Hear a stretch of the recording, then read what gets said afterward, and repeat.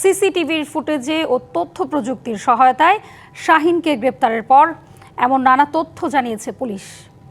২৭ ফেব্রুয়ারি দিবাগত রাতে ওবায়দুল্লাহকে খুনের পর তার দেহ ৬০ টুকরা করে তারই রুমমেট শাহিন।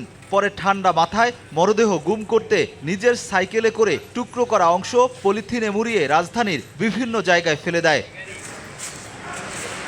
শনিবার সকালে রাজধানীর বিভিন্ন জায়গা থেকে ওবায়দুল্লাহর দেহের খণ্ডিত অংশ উদ্ধার করে পুলিশ। পরে তদন্তে নামে তারা। সিসি ফুটেজ বিশ্লেষণ করে ওবায়দুল্লাহর রুমমেট শাহিনকে তার কর্মস্থল থেকে গ্রেপ্তার করা হয়।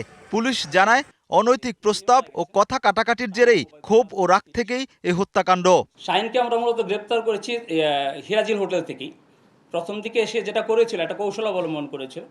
সে প্রথমে যে ২৭ তারিখ রাতে যখন হত্যাকাণ্ড সে সংঘটিত করেছে, রাত আনুমানিক 10টার দিকে সে ফোনে জানায় তার হোটেল সংশ্লিষ্ট যারা আছে তাদেরকে সে জানিয়ে চলেছে পরের দিন কাজে যাবে না। যাবতীয় কার্যক্রম সম্পাদন শেষে সে হোটেলে চলে যায়। পরবর্তীতে জিজ্ঞাসাবাদের ধাপে ধাপে সেই বিষয়গুলো স্বীকার করে।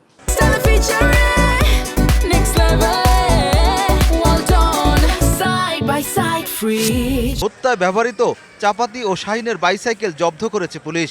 সাক্ষ্য প্রমাণে এবং তদন্তে আমরা এখনো পর্যন্ত একজনের সম্পৃক্ত হতে পেয়েছি এবং সে যে অকাট্য তথ্যগুলো দিয়েছে, যেটা যেখানে বলেছে আমরা সেখান থেকে সেই জিনিসগুলো উদ্ধার করেছি। এবং লাশ পরিবহনের সাথে সম্পৃক্ত আমি আগেই বলেছি যে বাইসাইকেল, সেটাও আমরা পেয়েছি। সিসিটিভির ফুটেজ তো মিথ্যা বলে না, সেটাও আমরা পেয়েছি। আবার যে সিএনজিতে করে সে লাশটা নিয়ে এত দূরে ফেলেছে খণ্ডিত অংশ, সেই সিএনজি ড্রাইভারও তাকে শনাক্ত করে। হত্যাকাণ্ডের পেছনে আর কোনো কারণ আছে কিনা তা খতিয়ে দেখা হচ্ছে। লাশ অর্থাৎ লাশের খণ্ডিত অংশ। Rakib Hossain, DBC news, Dhaka.